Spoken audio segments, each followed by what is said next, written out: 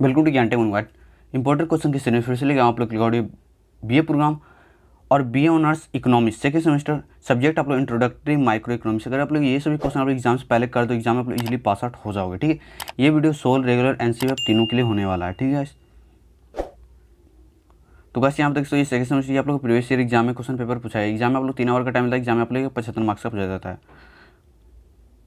Question का answer Hindi और English दोनों माध्यम में दे सकते हो। तो गाइस अब डिस्कस करते हैं इंपॉर्टेंट क्वेश्चन।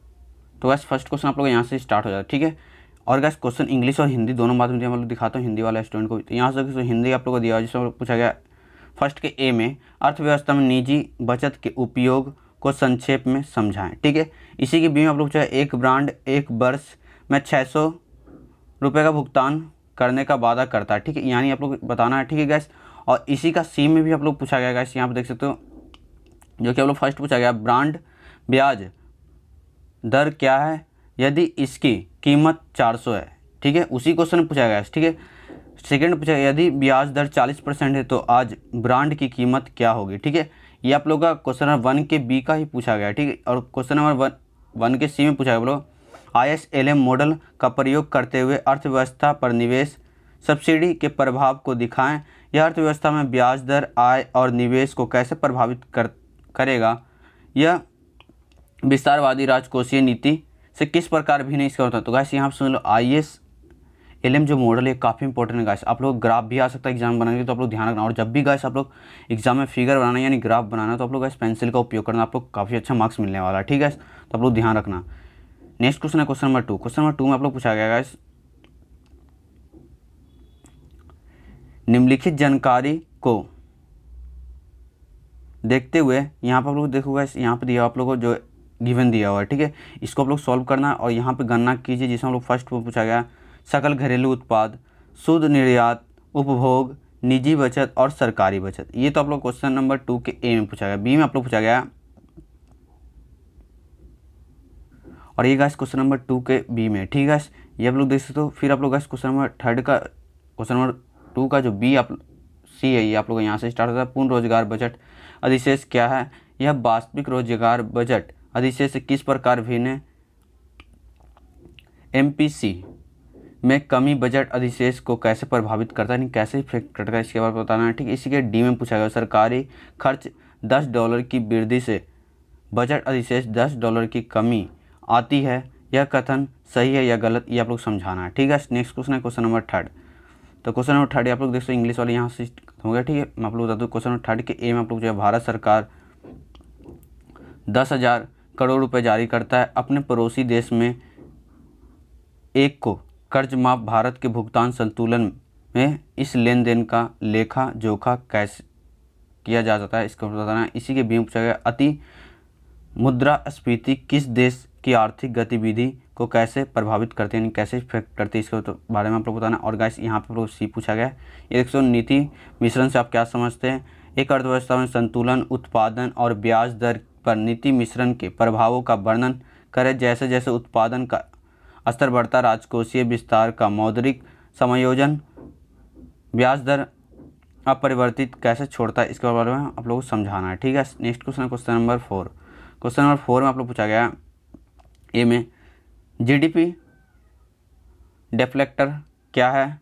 यह CPI डिफ्लेक्टर से किस प्रकार भिन्न है। CPI मुद्रास्फीति जीवन यापन की लागत कैसे बढ़ा देती है, इसके बारे में बताना आप लोग खास। ठीक है, और इसी की गाइस यहाँ पे बी में आप लोग पूछा केंद्रीय बैंक के पैसे की मांग क्या है। उपयुक्त आरेख का प्रयोग करते हुए केंद्रीय बैंक मुद्रा के लिए बाजार में संतुलन का व्याख्या कीजिए। केंद्रीय बैंक के पैसे की आपूर्ति में कमी उसके संतुलन को कैसे प्रभावित करती है, इसके बारे में बता दो। गाइस मैंने आप लोग पहले ही बताया था गाइस, आप लोग के एग्जाम में आरेख आप लोग को आएगा बनाने के लिए गाइस, तो आप लोग ध्यान रखना पेंसिल से बनाना, काफ़ी अच्छा मार्क्स मिलेगा। फिर आप लोग गाइस इसी में सी में दिया जो कि गिवन दिया हुआ है। ठीक है, और इसको आप लोग को सॉल्व करना। ठीक है, जिसे गणना करना है गाइस इसमें पूछा जाएगा। फर्स्ट में आप लोग को आय और उपभोग का संतुलन स्तर ज्ञात कीजिए। इसी के बी में पूछा गया यानी सेकंड में पूछा गया संतुलन पर बजट अधिशेष की गणना करें। और इसी में थर्ड में पूछा अगर सरकार खर्च 200 से बढ़ता है निजी खर्च का नया स्तर कितना होगा, इसके बारे में आप लोग बताना है। नेक्स्ट क्वेश्चन है क्वेश्चन नंबर 5। क्वेश्चन नंबर 5 यहाँ देख सकते हो गाइस ए में आप लोग पूछा गया एक ऐसी अर्थव्यवस्था पर विचार करें जिसकी वास्तविक GDP समय अवधि 1 से 5,000 और समय अवधि 2 से 6,000 है, उसी अर्थव्यवस्था के लिए जीडीपी डिफ़ॉल्टर समय अवधि 1 से 105 और समय अवधि 2 से 120 है। इसका बताना। और इसी के बारे में पूछा गया समय अवधि 1 और 2 में नाम मात्र सकल घरेलू उत्पाद आप लोग बताना है, ठीक है, यानी जीडीपी बोल सकते हो, ठीक है, जिसको आप लोग इंग्लिश में बोलते हो ग्रॉस डोमेस्टिक प्रोडक्ट, ठीक है। और अगर इसी की सेकंड में पूछा समय अवधि 2 में से मुद्रास्फीति दर क्या होगी। थर्ड में पूछा गया यदि समय अवधि 2 में से वास्तविक ब्याज दर 4% है तो समय अवधि 2 में से ब्याज की नामात्र दर क्या है, इसके बारे में आप लोग को बताना है। नेक्स्ट इसी के बी में आप लोग पूछा केंद्रीय बैंक के पैसे को हाई फॉरवर्ड मनी क्यों कहा जाता है, गुणांक की अवधारणा का प्रयोग करते हुए समझाएं, यह मानते हुए कि मुद्रा गुणांक 7 है और मुद्रा की कुल आपूर्ति यहाँ 35,000 है, केंद्रीय बैंक की मुद्रा क्या होगी, इसके बारे में बताना है। इसी का सेम मौद्रिक नीति की प्रभावशीलता और मुद्रा की मांग की ब्याज लोच के बीच संबंध को हर एक का प्रयोग करके स्पष्ट कर। गाइस आप लोग ध्यान रखना, आप लोग एग्जाम फिगर जरूर आएगा और न्यूमेरिकल क्वेश्चन जरूर देखने को मिलेगा, तो आप लोग ध्यान रखना, ठीक है। इसी का आप लोग देख सकते ये डी में पूछा गया है। बिना सरकारी क्षेत्र वाले व्यय क्षेत्र का एक मॉडल मान लें, यदि बचत फलन S = -400 प्लस 0.2y के रूप में परिभाषित किया जाता है और स्वतः निवेश 200 की वृद्धि होती है तो खपत कितनी वृद्धि होगी, इसके बारे में आपको बताना है, ठीक है।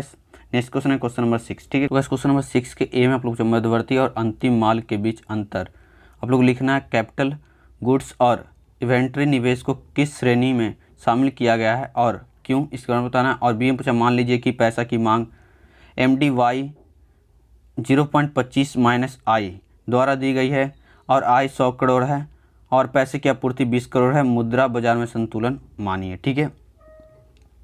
और इसी के फर्स्ट में पूछा गया ब्याज दर क्या है, इसका आप लोग डिफिनेशन देना गाइस।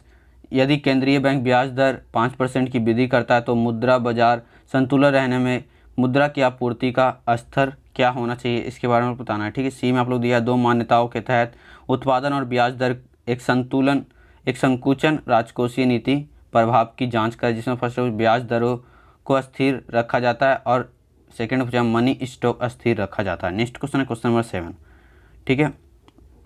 तो क्वेश्चन नंबर 7 के आप लोग गाइस देख सकते हो, यहाँ में ए में पूछा है एक कारखाने के मालिक ने 30,000 रुपये प्रत्येक 5 नई मशीनें खरीदी, उसने अपने पुराने लोगों को 60,000 रुपये में बेच दिया, सकल घरेलू उत्पाद पर इन लेन देन का शुद्ध प्रभाव क्या है। और बी में पूछा शास्त्रीय प्रणाली में उत्पादन और रोजगार का निर्धारण करते हुए उत्पादन रोजगार और मूल्य स्तर निर्धारित करते में कुल मांग की भूमिका। और सी में पूछा बताएं कि निम्नलिखित में से प्रत्येक घटना मौद्रिक आधार धन गुणांक और मुद्रा आपूर्ति कैसे प्रभावित करता है, यानी कैसे इफेक्ट करता है।